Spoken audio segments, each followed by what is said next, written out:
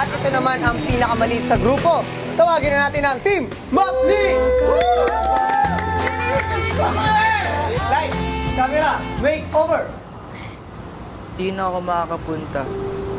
Ayoko na sa'yo.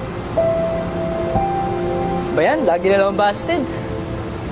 Kasi, wala eh. Hindi naman kasi ako pogi. Hindi naman ako maputi. Hindi ako matangkad. Sino bang magkaagso sa akin? Ito na lang. Kain ako.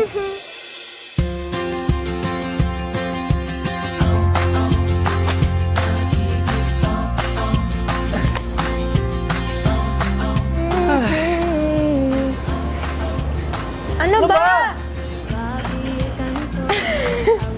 Yung buhok mo. Ay, yung buhok ko din. Ayusin ko?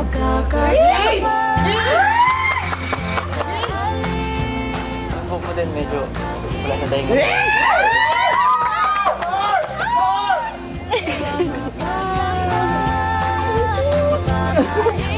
Yun na yun! Okay, Makli, si Makli. Maraming salamat, Team Makli. Kaya talaga bang marami kayong similar na bagay sa isa't isa? Bukod sa height. Anong similar nyo? Pero ano nang estado nyo ngayon?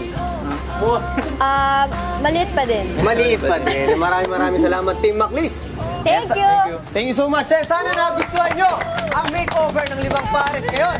At abangan nyo pa ang kanilang adventure. Dito lang yan sa BBB Lucky Season 7.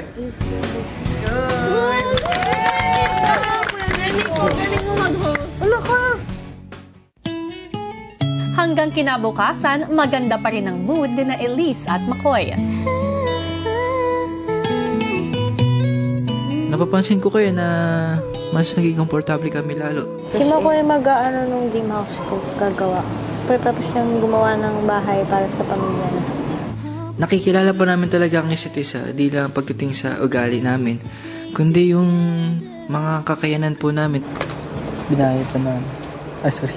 Nakikiliti ako eh. Pag ikaw, di ka rin tumitigil, di ba? Oh. Si Maymay tila nararamdaman na siya'y out of place. Maganda sa Palawan, parang gano'n. Puerto Princesa. Oo, pagkatapos nun. Sisay natin. Awan ba ako? Magandang gabi, Team Kapamilya!